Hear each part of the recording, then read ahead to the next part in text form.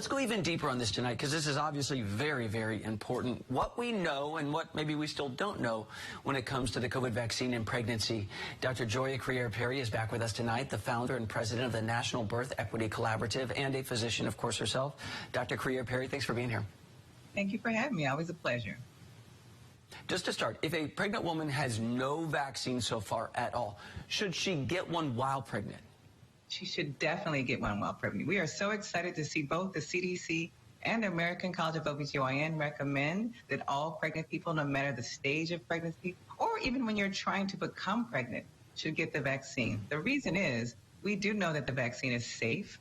We have had now thousands of pregnant people and people who are trying to conceive vaccinated, and they did not have any complications. But we have also had lots of pregnant people who are in the ICU right now, people who are miscarrying and having their babies too early from actually contracting the virus. So we want them to be protected from becoming ill from the virus by becoming vaccinated. What about boosters, meaning she's already fully vaccinated technically? Many doctors are saying it is less clear if a pregnant woman should, if it's medically advisable, or really if it's a medical necessity. Where do you fall on that? It's important that we get the full benefit of getting vaccinated, including the boosters for pregnant and lactating moms, because we know that pregnancy makes your immune system decrease. In fact, to maintain a pregnancy, you kind of have your immune system go down. So you need the vaccine to help protect you, and you need the booster as well. You do? Okay. Because, honestly, some doctors have said, we don't have the evidence to show these women need to be boosted. Does that evidence exist?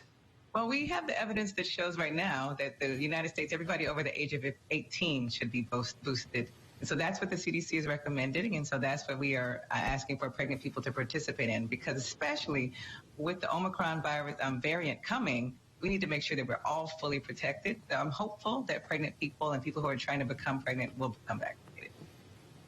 Dr. Crear-Perry, don't kill me. I have to come back to you with the hard questions every single time. My understanding is originally the FDA's advisory panels did not say everybody over the age of 18 needed to do this. A lot of people in the childbearing stage would have definitely been under 50, the great majority of them. And then when they were reconvening, I think, to make some more changes, I don't think all those experts were asked to weigh in yet again, because it was kind of a thing where they got overridden. For people who are worried, what do you say? Well, as the science changes, as the virus changes, we didn't have an Omicron variant 2 weeks ago. We didn't know that it existed. So we have to also evolve our tactics and our strategies to ensuring people are safe. So yes, although in the beginning they didn't say boosters for everybody, now that science has changed, the variant has come, and so now the science says we need boosters. The science also says we need to wear masks. The science also says that we need to social distance. So it's important that we do all of those mitigation strategies, including becoming vaccinated and getting the booster. On the topic of fertility, and this is important because it's not easy for everybody to get and stay pregnant. Johns Hopkins and some other leading universities right now, they got funding through the NIH, millions and millions of dollars, because this comes from Hopkins. Quote, many women reported irregular menstrual periods and other menstrual changes after getting the COVID-19 vaccines.